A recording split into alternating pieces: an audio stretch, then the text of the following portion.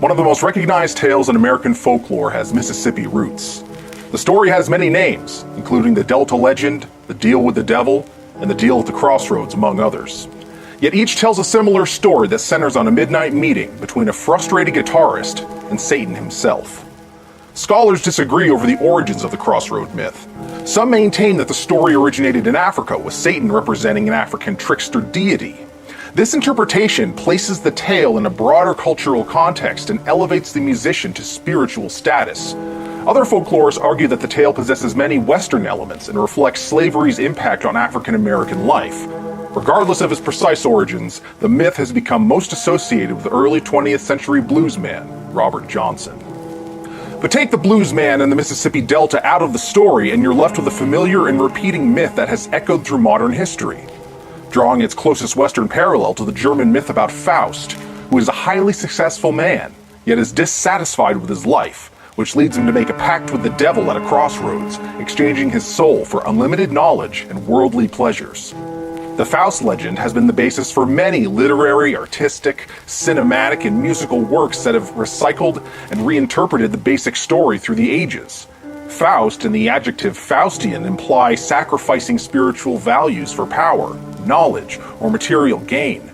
But if you take another step back, you can see that all these Faustian myths share similar structures with the Theophilus legend, recorded in the 13th century, in which a saintly figure makes a bargain with the keeper of the infernal world, but is rescued from paying his debt to society through the mercy of the Blessed Virgin, which itself can be traced back to Saint Theophilus, the penitent, or Theophilus of Adana, who was a cleric in the 6th century church and said to have made a deal with the devil to gain an ecclesiastical position. His story is significant as it is one of the oldest popular stories of a pact with the devil and was an inspiration for the Theophilus legend, which inspired the Faust legend, which in turn may have inspired the Crossroads myth of the Mississippi Delta and cemented the legacy of one Robert Johnson. Except, this explanation of Western religions has nothing about the similarities existing for centuries within the previously mentioned myths stemming from African folklore. Could it be that 6th century historians simply appropriated this piece of African cultural heritage? It wouldn't be the first time. Or perhaps we're digging too deep, and the answer is something simpler, something more sinister. The devil is in the details, and perhaps we've been witness to the same story, the same Satan, playing the same con on unwitting men throughout all of recorded history. This is The Man in the Black Suit by Stephen King, in memory of my father, Randall Hill. Rest in peace, Dad.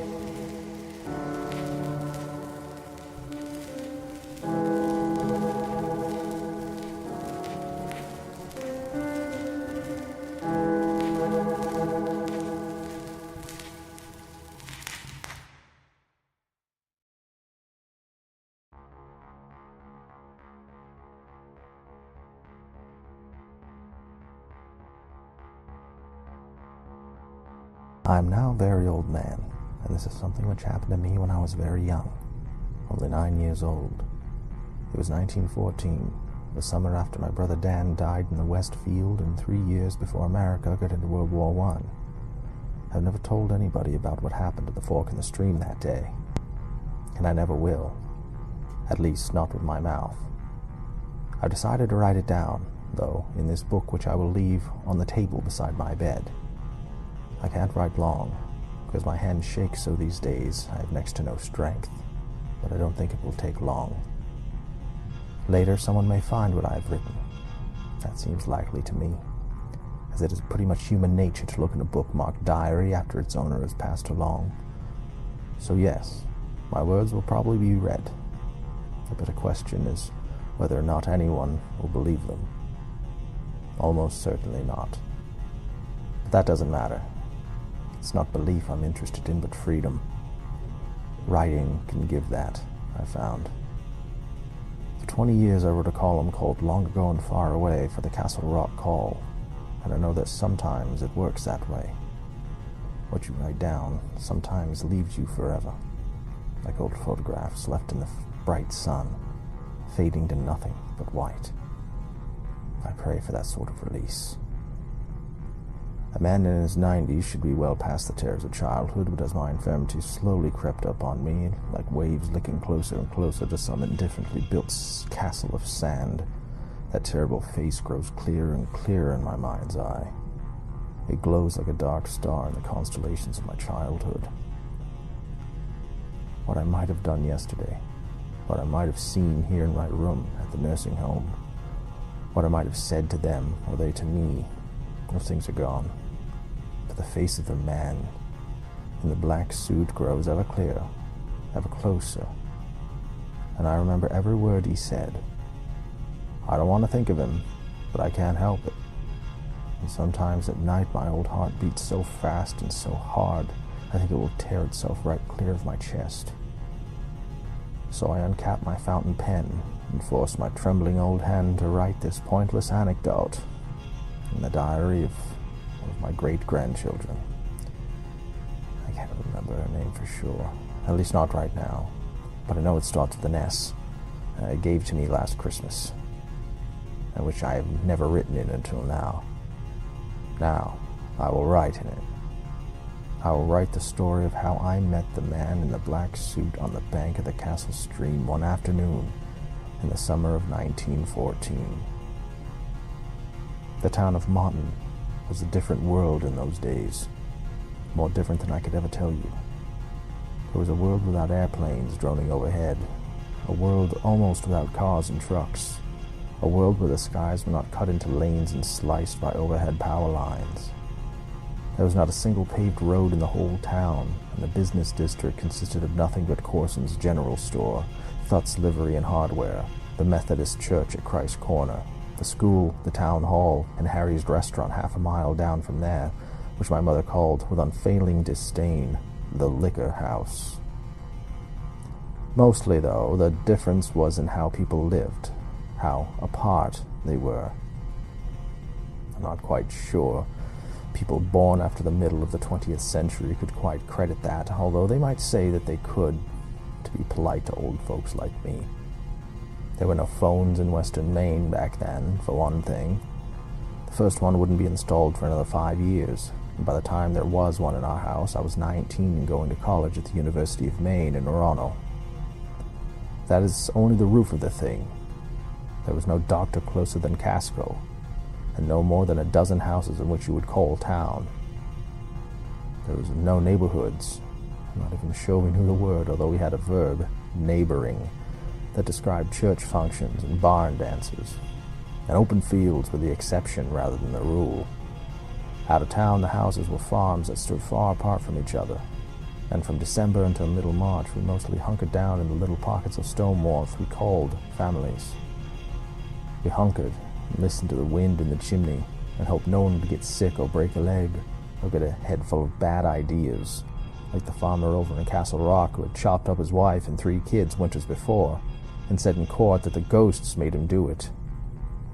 In those days, before the Great War, most of Monton was woods and bog, dark, long places full of moose and mosquitoes, snakes and secrets. In those days, there were ghosts everywhere. This thing I'm telling about happened on a Saturday. My father gave me a whole list of chores to do, including some that would have been Dan's if he'd still been alive. He was my only brother, and he died of being stung by a bee. A year had gone by, and still my mother wouldn't hear that. She said it was something else, had to have been, that no one ever died of being stung by a bee. When Mama Sweet, the oldest lady in the Methodist Ladies' Aid, tried to tell her at the church supper the previous winter this was, that the same had happened to her favorite uncle back in '73. My mother clapped her hands over her ears, got up, walked out of the church basement. She's never been back since, and nothing my father could say to her would change her mind. She claimed she was done with church, and that if she ever had to see Helen Rochbaugh again, that was Mama Sweet's real name, that she would slap her eyes out. She wouldn't be able to help herself, she said. That day, Dad wanted me to lug wood for the wood stove, weed the beans in the cukes, pitch hay out the loft, get 2 jugs of water and put in the cold pantry, scrape as much old paint off the cellar bulkhead as I could. Then, he said, I could go fishing, if I didn't mind going by myself. He had to go and see Bill Eversham about some cows. I said I sure didn't mind going by myself, and Dad smiled, and that didn't surprise him very much. He'd given me a bamboo pole the week before, not because it was my birthday or anything, but just because he liked to give me things, sometimes. And I was wild to try it in Castle Stream, which was by far the troutiest brook I ever fished. But don't you go too far in the woods, he told me. Not beyond where it splits. No, sir. Promise me. Yes, sir, I promise. Now promise your mother. We were standing on the back stoop. I had been bound for the spring house with the water jugs when my dad stopped me. Now he turned me around to face my mother, who was standing at the marble counter with a flood of strong morning sunshine falling through the double windows over the sink. There was a curl of hair lying across the side of her forehead that touched her eyebrow. You see how well I remember it all. The bright light, turned that little curl to filaments of gold. It made me want to run to her and put my arms around her. In that instant, I saw her as a woman, saw her as my father must have seen her. She was wearing a house dress with little red roses all over it.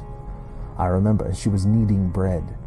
Candy Bill, our little black Scotty dog, was standing alertly beside her feet, looking up, waiting for anything that might drop.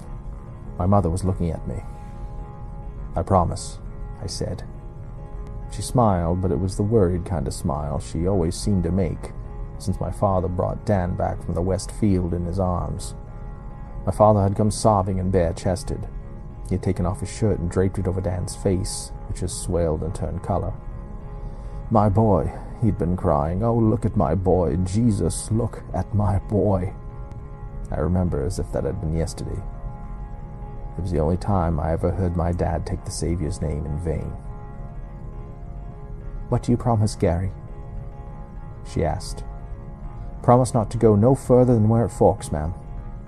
Any further? Any. She gave me a patient look, saying nothing as her hands went on working in the dough, which now had a smooth, silky look. I promise not to go any further than where it forks, ma'am. Thank you, Gary, she said, and try to remember the grammar is for the world as well as for the school. Yes, ma'am.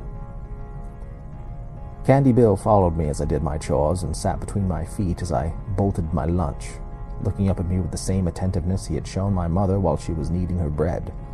But when I got my new bamboo pole and my old splintery creel and started out to the dooryard, he stopped and only looked in the dust by an old roll of snow fence, watching. I called him, but he wouldn't come. He yapped a time or two as if telling me to come back, but that's all it was. Stay then, I said, trying to sound as though I didn't care. I did, though, at least a little. Candy Bill always went fishing with me. My mother came to the door and looked out at me with her left hand held up to shade her eyes. I can see her that way still.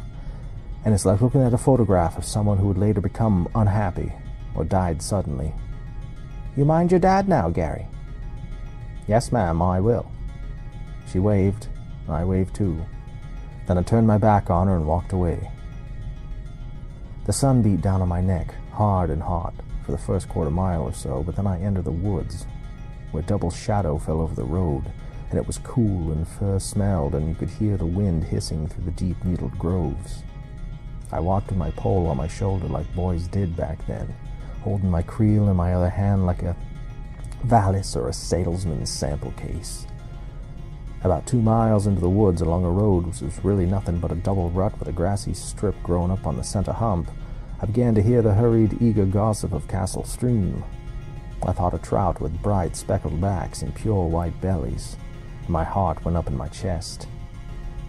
The stream flowed under a little wooden bridge, and the banks leading down to the water was steep and brushy. I worked my way down, carefully, holding on where I could and digging my heels in. I went down to the summer and back in mid-spring or so it felt. The cool rose gentle off the water, like a green smell, like moss. And when I got to the edge of the water, I only stood there for a little while, breathing the deep of that mossy smell, and watched the dragonflies circle and the skitterbugs skate. Then farther down I saw a trout leap at a butterfly, a good big brookie, maybe 14 inches long. I remembered I hadn't come here just to sightsee. I walked along the bank, followed the current, and wet my line for the first time with the bridge still in sight upstream. Something jerked the tip of my pole down a time or two and ate half my worm, but he was too sly for my 9-year-old hands. Or maybe just not hungry enough to be careless, so I went on. I stopped at 2 or 3 other places before I got to the place where Castle Stream forks, going southwest into Castle Rock, and at one of them I caught the biggest trout I had ever caught in my life, a beauty that measured 19 inches from tip to tail on the ruler I kept in my creel. That was a monster of a brook trout, even for those days. If I had accepted this as gift enough for one day and gone back, I would not be writing now. And this is going to turn out longer than I thought it would, I see that already. But I didn't. Instead, I saw to my catch right then and there, as my father had shown me, cleaning it, placing it on dry grass at the bottom of the creel, then laying damp grass on top of it, and went on. I did not, at age 9, think that catching a 19-inch brook trout was particularly remarkable, although I do remember being amazed that my line had not broken when I, netless as was artless, had hauled him out and swung him towards me as a clumsy tail-flapping arc. 10 minutes later, I came to the place where the stream splits in those days. It's now long gone. There's a settlement of duplex homes where Castle Stream once went its course, and a district grammar school as well. And if there's a stream, it goes in darkness, dividing around a huge gray rock nearly the size of our outhouse. There was a pleasant flat space here, grassy and soft, overlooking what my dad and I called South Branch. I squatted on my heels, dropped my line into the water, and almost immediately snagged a fine rainbow trout. He wasn't the size of my brookie, only a foot or so, but a good fish just the same. I had it cleaned out before the gills had stopped flexing, stored it in my creel, and dropped my line back into the water. This time, there was no immediate bite, so I leaned back. Looking up at the blue stripe of sky I could see along the stream's course. Clouds floated by, west to east, and I tried to think what they looked like. I saw a unicorn, then a rooster, then a dog that looked a little like Candy Bill. I was looking for the next one when I drowsed off. Well, maybe slept, I don't know for sure.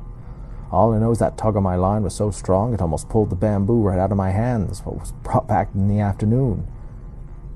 I sat up, clutched the pole, and suddenly became aware that something was sitting on the tip of my nose. I crossed my eye and saw a bee. My heart seemed to fall dead in my chest, and for a horrible second I was sure I was going to wet my pants.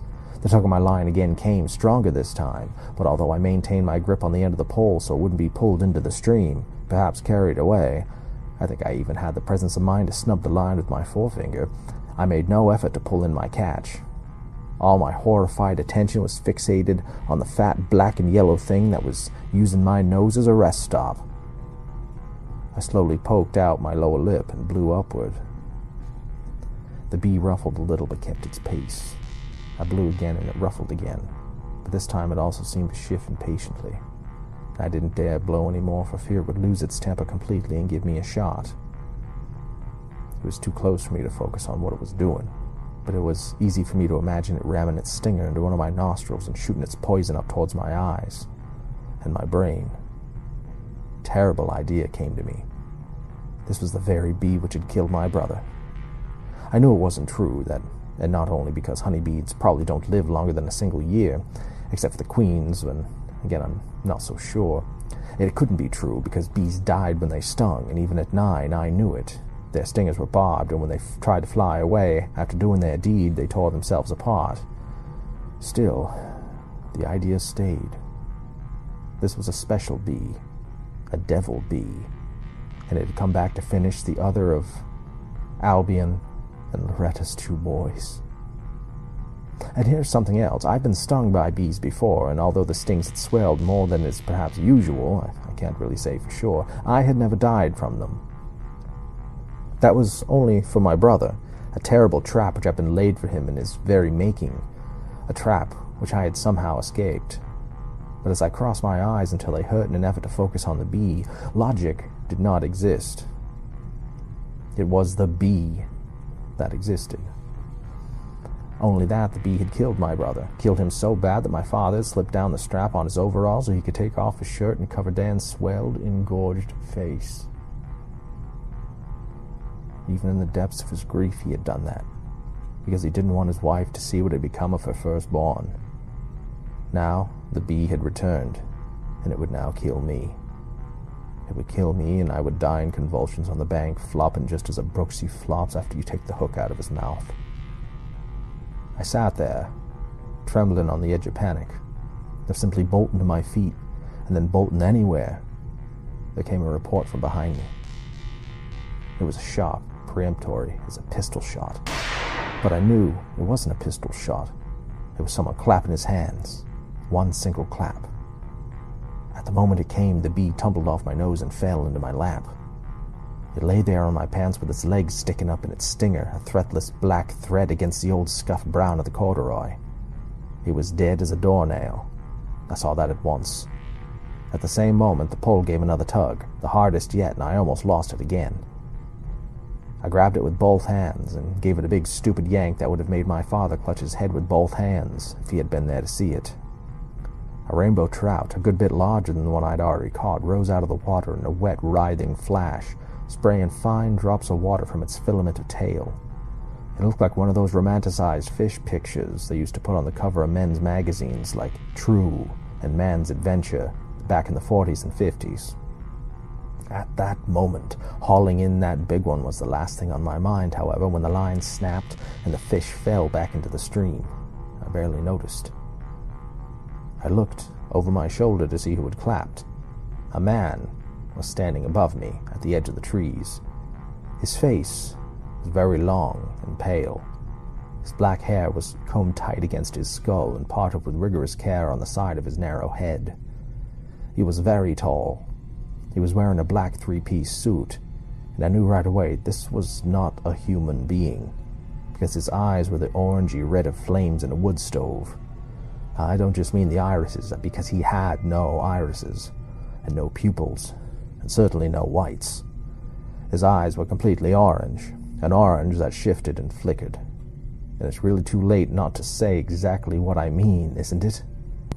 He was on fire inside, and his eyes were like the little portholes you sometimes see in stove doors. My bladder let go, and the scuffled brown the dead bee was laying on went a little darker. I was hardly aware of what had happened, and I couldn't take my eyes off the man standing on the top of the bank and looking down at me. The man who had walked out 30 miles of trackless western Maine woods in a fine black suit and narrow shoes of gleaming leather. I could see the watch chain looped across his vest, glittering in the summer sunshine. There was not so much as a single pine needle on him, and he was smiling at me. "Why, it's a Fisher boy," he cried in a mellow, pleasing voice. "Imagine that. Are we well met, Fisher boy?" "Hello, sir," I said. The voice that came out of me did not tremble, but it didn't sound like my voice either. It sounded older, like Dan's maybe, or my father's even. All I could think was that maybe he would let me go if I pretended not to see what he was. If I pretended I didn't see there were flames glowing and dancing where his eyes should have been. "I saved you a nasty sting, perhaps," he said, and then, to my horror, came down to the bank where I sat with a dead bee in my wet lap and a bamboo fishing pole in my nerveless hands. His slick-soled shoes should have slipped on the low grassy weeds which dressed the steep bank, but they didn't, nor did they leave tracks behind, I saw. Where his feet had touched, or seemed to touch, there was not a single broken twig, or crushed leaf, or trampled shoe shape. Even before he reached me, I recognized the aroma baking up from the skin under the suit. The smell of burnt matches, the smell of sulfur. The man in the black suit was the devil. He had walked out of the deep woods of Martin, and now he was standing here beside me. From the corner of one eye, I could see a hand as pale as the hand of a store window dummy. The fingers were hideously long. He hungered beside me on his hams.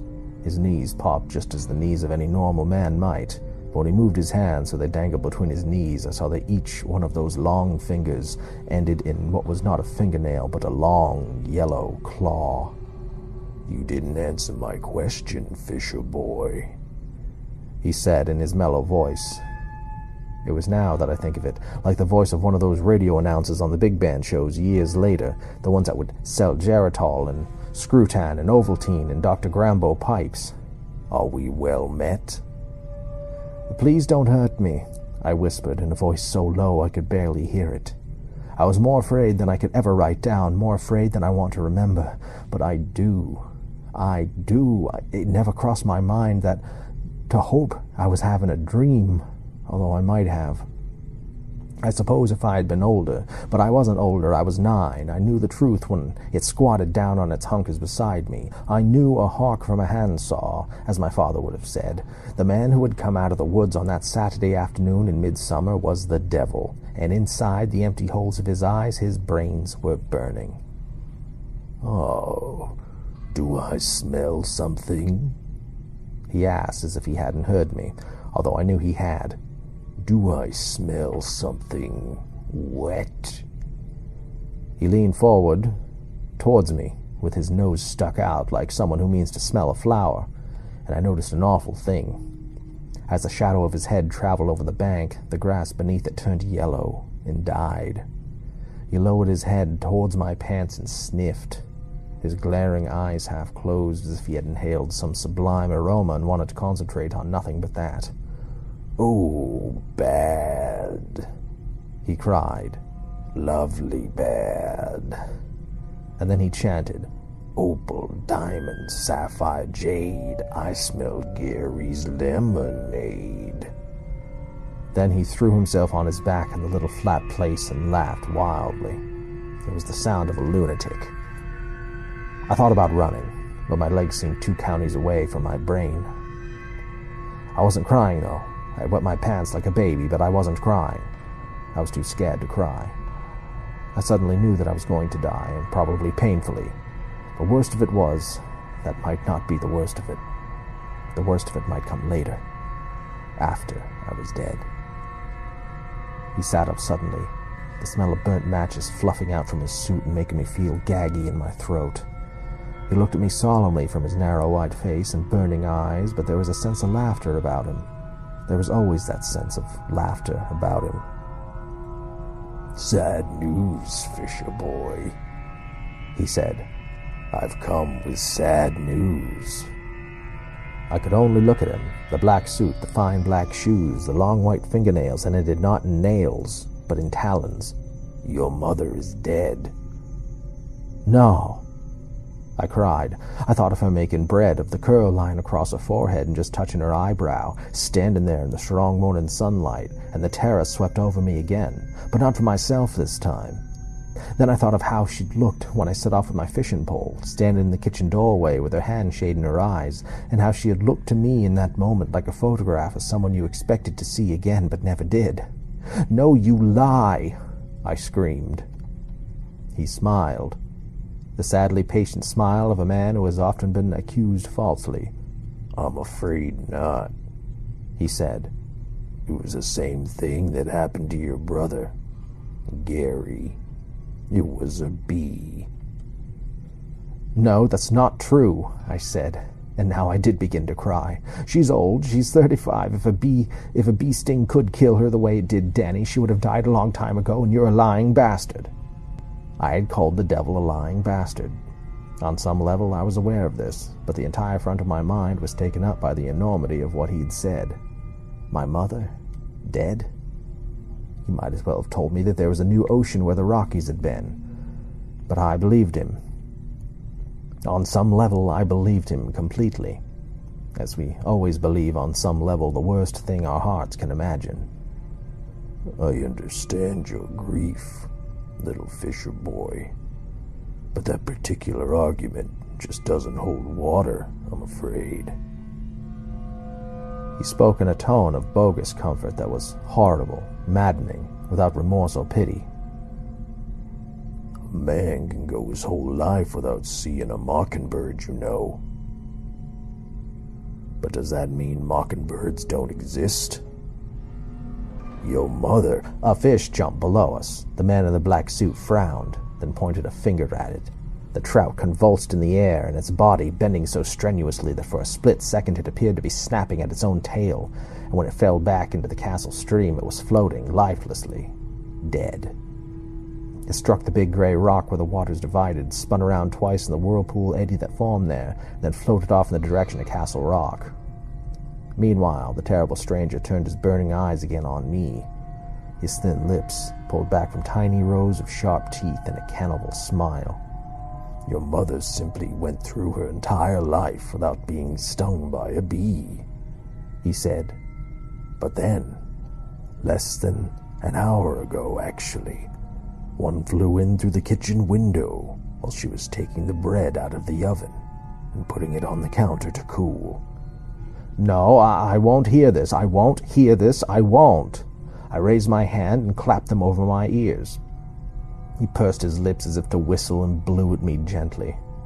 It was only a little breath, but the stench was foul beyond belief. Clogged sewers, outhouses that have never known a single sprinkle of lime, dead chickens after a flood. My hands fell away from the sides of my face. Good, he said. You need to hear this, Gary. You need to hear this, my little fisher boy.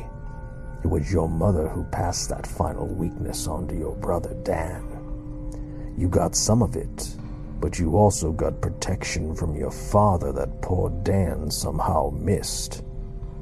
He pursed his lips again, only this time he made a cruelly comic little sound instead of blowing his nasty breath at me. So, although I don't like to speak ill of the dead, it's almost a case of poetic justice, isn't it? After all, she killed your brother Dan as surely as she had put a gun to his head and pulled the trigger. No, I whispered. No, it isn't true. I assure you it is, he said. The bee flew in the window and lit on her neck. She slapped at it before she even knew what she was doing. You were wiser than that, weren't you, Gary? And the bee stung her. She felt her throat start to close up at once. That's what happens, you know, to people who are allergic to bee venom. Their throats close, and they drown in the open air. That's why Dan's face was so swollen and purple. That's why your father covered it with his shirt. I stared at him, now incapable of speech. Tears streamed down my cheeks. I didn't want to believe him, and knew from my church schooling that the devil is the father of lies, but I did believe him just the same. I believed he had been standing there in our dooryard, looking in the kitchen window as my mother fell to her knees, clutching at her swollen throat while Candy Bill danced around her, barking shrilly. She made the most wonderfully awful noises, the man in the black suit said reflectively, and she scratched her face quite badly, I'm afraid. Her eyes bulged out like a frog's eyes. She wept. He paused, then added, She wept as she died. Isn't that sweet? And here's the most beautiful thing of all. After she was dead, after she had been lying on the floor for 15 minutes or so with no sound but the stove ticking, and with that little stick of a bee stinger still poking out the side of her neck. So small, so small. Do you know what Candy Bill did? That little rascal licked away her tears, first on one side and then on the other. He looked out at the stream for a moment, his face sad and thoughtful. Then he turned back to me, and his expression of bereavement disappeared like a dream. His face was as slack and avid as the face of a corpse that had died hungry. His eyes blazed. I could see his sharp little teeth between his pale lips. "I'm starving," he said abruptly. "I'm going to kill you and tear you open and eat your guts, little fisher boy. What do you think about that?" "No," I tried to say. "Please, no." But no sound came out. He meant to do it, I saw. He really meant to do it. "I'm just so hungry," he said, both petulant and teasing. "And you won't want to live without your precious mommy anyhow, take my word for it, because your father's the sort of man who will have to have some warm hole to stick it in, believe me. And if you're the only one available, you're the only one who will have to serve.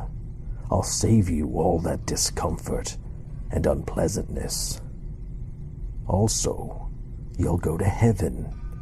Think of that. Murdered souls always go to heaven. So we'll both be serving God this afternoon, Gary. Isn't that nice?" He reached for me again with his long, pale hands, and without thinking what I was doing, I flipped open the top of my creel, pawed all the way to the bottom, and brought out the monster brookie I caught earlier, the one I should have been satisfied with.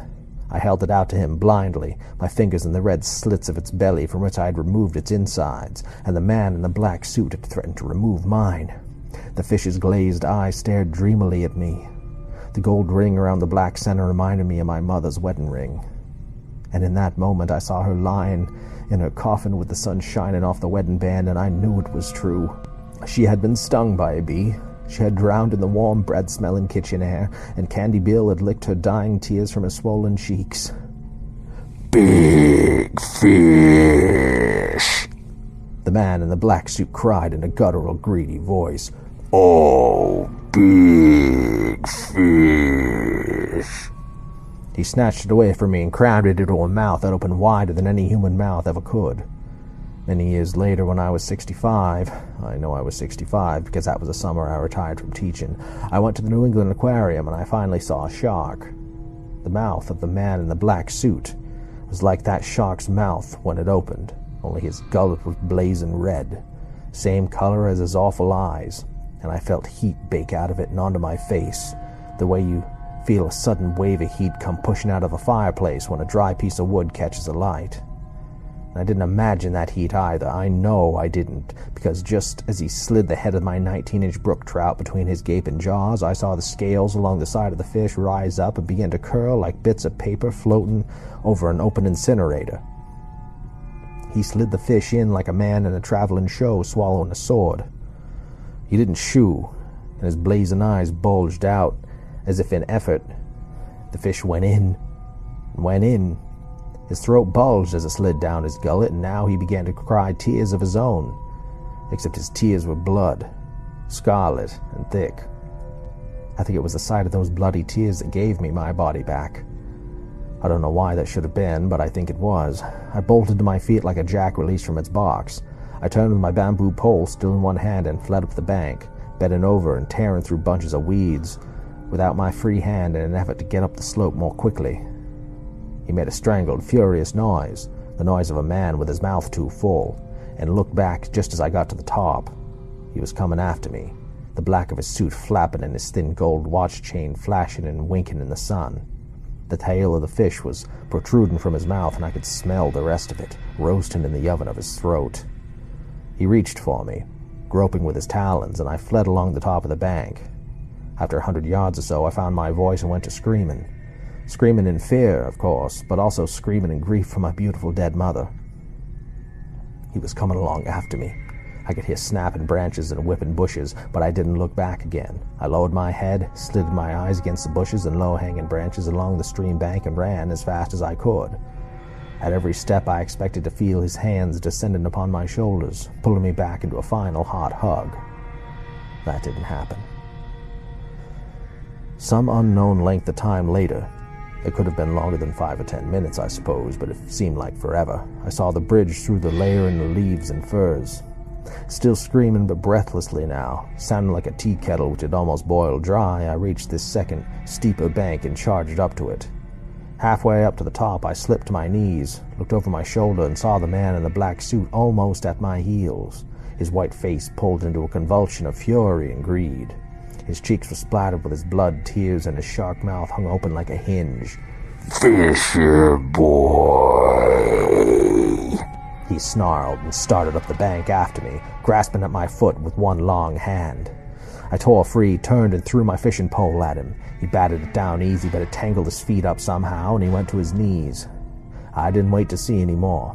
I turned and bolted up to the top of the slope. I almost slipped at the very top, but managed to grab one of the support struts running underneath the bridge to save myself. "You can't get away, Fisher boy," he cried from behind me. He sounded furious, but he also sounded as if he were laughing. "It takes more than a mouthful of trout to fill me up." "Leave me alone," I screamed back at him. I grabbed the bridge's railing and threw myself over it in a clumsy somersault, filling my hands with splinters and bumping my head so hard on the boards when I came down that I saw stars. I rolled over onto my belly and began crawling. I lurched to my feet just before I got to the end of the bridge, stumbled once, found my rhythm, and then began to run. I ran as only a 9-year-old boy can run, which is like the wind. It felt as if my feet only touched the ground with every third or fourth stride, and for all I knew that may be true. I ran straight up the right-hand wheel rut in the road, ran until my temples pounded and my eyes pulsed in their sockets. Ran until I had a hot stitch in my left side from the bottom of my ribs to my armpit. Ran until I could taste blood and something like metal shavings in the back of my throat. When I couldn't run anymore, I stumbled to a stop and looked back over my shoulder, huffing, puffing, and blowing like a wind-broke horse. I was convinced I would see him standing right there beside me with his natty black hair, the watch chain a glittering loop across his vest and not a hair out of place. But he was gone. The road stretching back towards Castle Stream between the darkly massed pines and spruces was empty, and yet I sensed him somewhere near those woods, watching me with his grass-fire eyes, smelling of burnt matches and roasted fish. I turned and began walking as fast as I could, limping a little. I'd pulled muscles in both legs, and when I got out of bed the next morning I was so sore I could barely walk. I didn't notice those things then, though. I just kept looking over my shoulder, needing again and again to verify that the road behind me was still empty. It was, each time. But those backward glances seemed to increase my fear rather than lessen it. The firs looked darker, massier, and I kept imagining what lay behind the trees which marched behind the road. Long, tangled corridors of forests, leg-breaking deadfalls, ravines where anything might live. Until that Saturday in 1914, I had thought that bears were the worst thing that the forest could hold. Now I know better. A mile or so further up the road, just beyond the place where it came out of the woods and joined the gay and flat road, I saw my father walking towards me and whistling the old oaken bucket. He was carrying his own rod, the one with the fancy spinning reel for a monkey ward.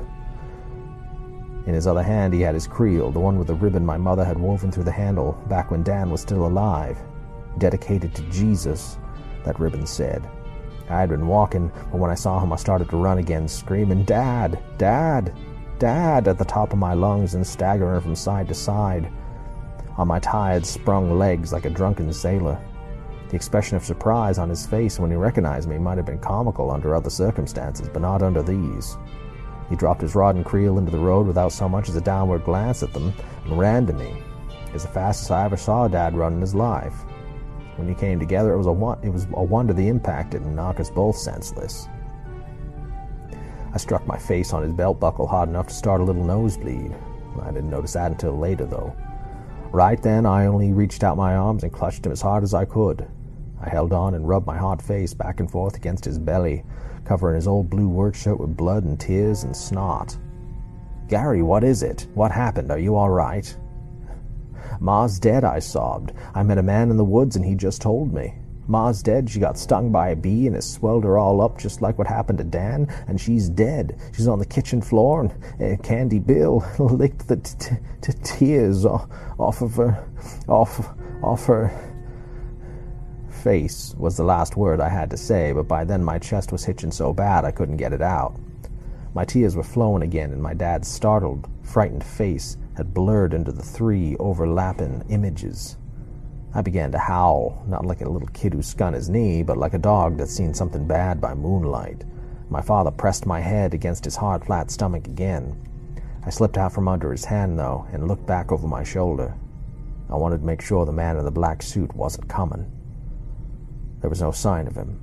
The long, winding road back to the woods was completely empty. I promised myself I would never go back down that road again, not ever, no matter what.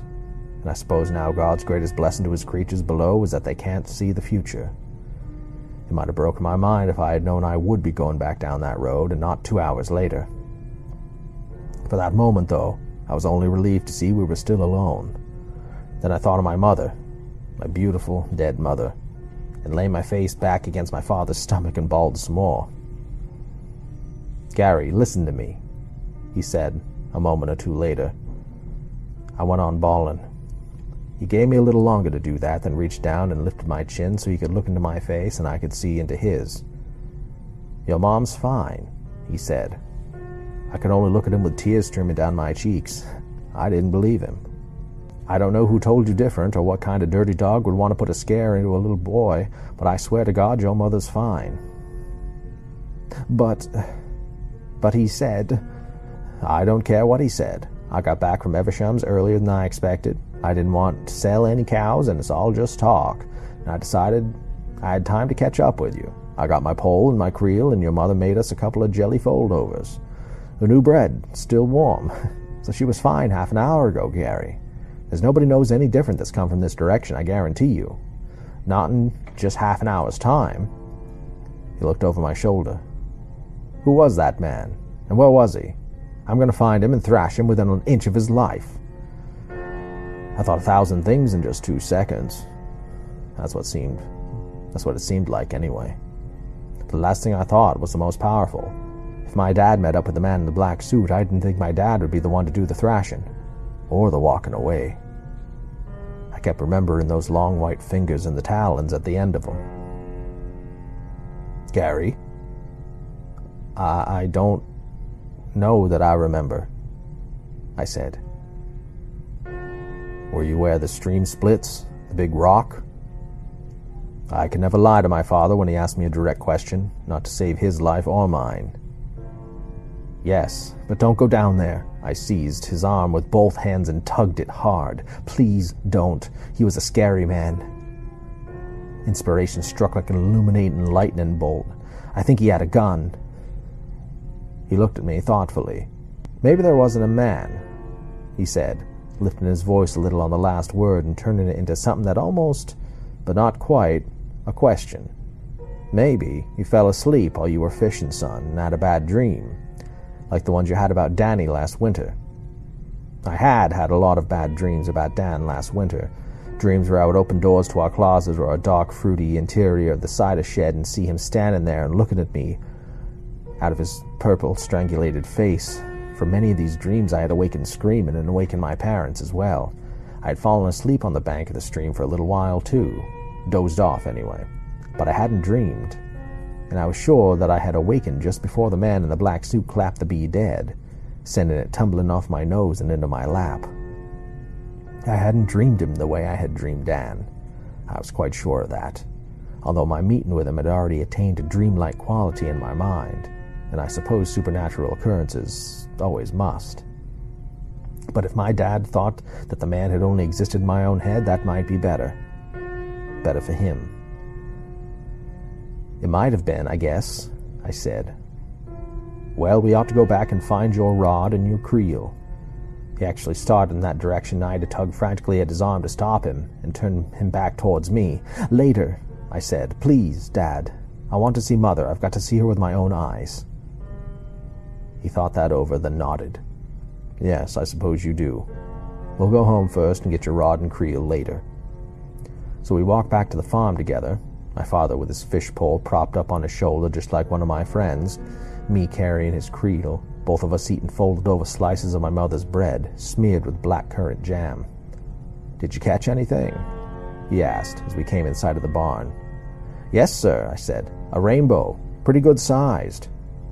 And a brookie that was a lot bigger, I thought, but didn't tell. Biggest one I ever saw, to tell the truth, but I don't have that one to show you, Dad. I gave that one to the man in the black suit so he wouldn't eat me. And it worked, but just barely. That's all? Nothing else? After I caught it, I fell asleep. This was not really an answer, but not really a lie either. Lucky you didn't lose your pole. You didn't, did you, Gary? No, sir, I said reluctantly. Lying about that would do no good, even if I'd been able to think up a whopper. Not if he was set on going back to get my creel anyway, and I could see by his face that he was. Up ahead, Candy Bill raced out of the back door, barking his shrill bark and wagging his whole rear end back and forth the way Scotties do when they're excited. I couldn't wait any longer. Hope and anxiety bubbled up in my throat like foam. I broke away from my father and ran to the house, still lugging his creel and still convinced in my heart of hearts that I was going to find my mother dead on the kitchen floor with her face swelled and purple like Dan's head when my father carried him from the west field crying and calling the name of Jesus. But she was standing at the counter, just as well and fine as when I had left, humming a song as she shelled peas into a bowl. She looked at me, first in surprise, then fright as she took in my wide eyes and pale cheeks. "Gary, what is it? What's the matter?" I didn't answer, only ran to her and covered her with kisses. At some point my father came in and said, "Don't worry, Lo. He's all right. He just had one of his bad dreams down there by the brook." "Pray God it's the last of them," she said, and hugged me tighter while Candy Bill danced around our feet, barking his shrill bark. "You don't have to come with me if you don't want to, Gary," my father said, although he had already made it clear that he thought I should go back, that I should face my fear, and I suppose folks would say nowadays, "That's very well for fearful things that are make-believe," but 2 hours hadn't done much to change my conviction that the man in the black suit had been real. I wouldn't be able to convince my father of that, I thought. I don't think there was a 9-year-old that ever lived who would have been able to convince his father he'd seen the devil come walking out the woods in a black suit. "I'll come," I said. I walked out of the house to join him before he left, mustering all my courage in order to get my feet moving. And now we were standing by the chopping block in the side yard, not far from the woodpile. "What do you got behind your back?" he asked. I brought it out, slowly. I would go with him. I would hope the man in the black suit with the arrow-straight part down the left side of his head was gone, but if he wasn't, I wanted to be prepared. As prepared as I could be, anyway. I had the family Bible in the hand I had brought out from behind my back. I'd set out to just bring my New Testament, which I had won from memorizing the most Psalms in the Thursday night youth fellowship competition. I managed 8, although most of them, except the 23rd, have floated out of my mind in a week's time. But the little red testament didn't seem like enough when you were maybe going to face the devil himself. Not even when the word to Jesus was marked out in red ink.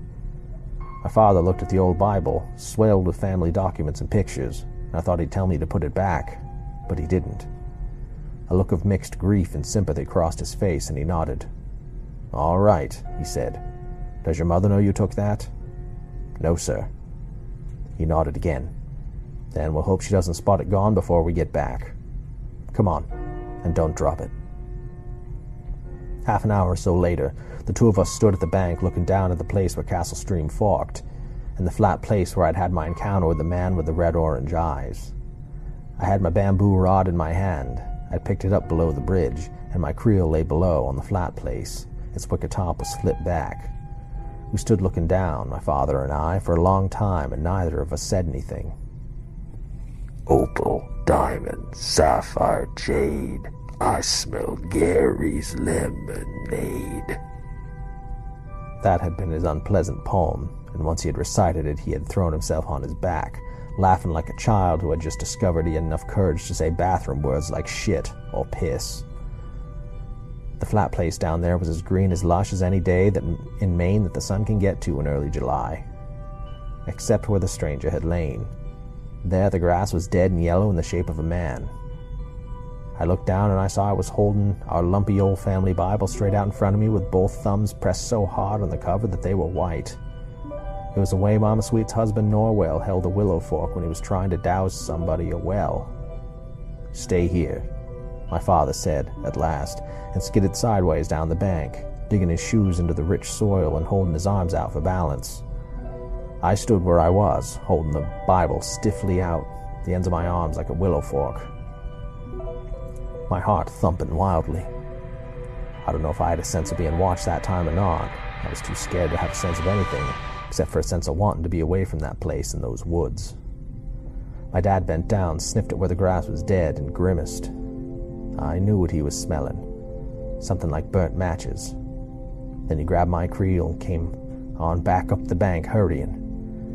He snagged one fast look over his shoulder to make sure nothing was coming along behind. Nothing was. When he handed me the creel, the lid was still hanging back on its cunning little leather hinges. I looked inside and saw nothing but 2 handfuls of grass. "Thought you said you caught a rainbow," my father said. "But maybe you dreamed that, too." Something in his voice stung me. "No, sir," I said. "I caught one." "Well, it sure as hell didn't flip-flop out. Not if it was gutted and cleaned, and you wouldn't put a catch in your fisher box without doing that, would you, Gary? I taught you better than that." "Yes, sir, you did. But, so if you didn't dream catching it, and it was dead in the box, something must have come along and eaten it," my father said. And then he grabbed another quick glance over his shoulder, eyes wide, as if he heard something move in the woods. I wasn't exactly surprised to see drops of sweat starting out on his forehead like a big clear jewel. "Come on," he said. "Let's get the hell out of here." I was for that, and we went back along the bank to the bridge, walking quickly without speaking. When we got there, my dad dropped to one knee and examined the place where he'd found my rod. There was another patch of dead grass there, and the lady's slipper was all brown and curled in on itself, as if a blast of heat had charred it. While my father did this, I looked in my empty creel. "He must have gone back and eaten my other fish, too," I said. My father looked up at me and said, "Other fish?" "Yes, sir, didn't I tell you? But I caught a brookie, too, a big one. He was awful hungry, that fella." I wanted to say more, and the words trembled just behind my lips, but in the end I didn't. We climbed up the bridge and helped one another over the railing. My father took my creel, looked into it, and went back to the railing and threw it over.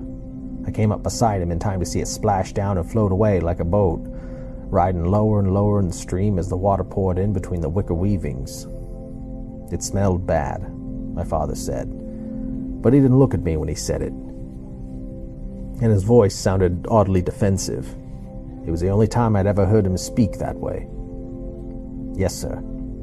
We'll tell your mother we couldn't find it, if she asks. If she doesn't ask, we won't tell her anything." "No, sir, we won't." And she didn't, and we didn't, and that's the way it was. That day in the woods is 81 years gone, and for many of the years in between I have never even thought of it, not awake at least. Like any other man or woman who's ever lived, I can't say about my dreams, not for sure. But now I'm old, and I dream awake, it seems. My infirmities have crept up like waves which will soon take a child's abandoned sandcastle, and my memories have also crept up, making me think of some old rhyme that went in part. "Just leave them alone, and they'll come home, wagging their tails behind them." I remember meals I ate, games I played, girls I kissed in the school cloakroom when we played post office, boys I chummed with, the first drink I ever took, the first cigarette I ever smoked, corn shucked behind Dickie Hammer's pig shed and I threw up. Yet of all the memories, the one of the man in the black suit is the strongest, and glows with its own spectral, haunted light. He was real, and he was the devil. And that day I was either his errand or his luck. I feel more and more strongly that escaping him was my luck. Just luck. And not the intercession of the God I had worshipped and sung hymns to all my life. As I lay here in my nursing home room, in the ruined sandcastle that is my body, I tell myself that I need fear not the devil, that I have lived a good, kindly life, and I need not fear the devil. Sometimes I remind myself that it was I, not my father, who finally coaxed my mother back to church later on that summer. In the dark, however, those thoughts have no power to ease or comfort. In the dark comes a voice which whispers that the 9-year-old boy I was had done nothing from which he might legitimately fear the devil either. and yet the devil came. And in the dark, I sometimes hear that voice drop even lower, into ranges which aren't human. Big fish. It whispers, in tones of hushed greed, and all the truths of the moral world fall to ruin before its hunger. Big fish.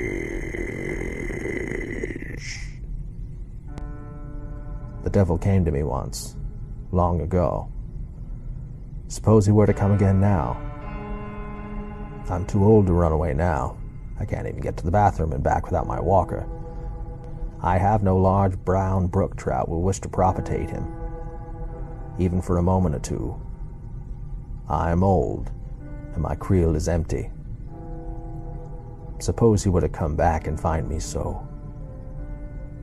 And suppose he is still hungry. The end.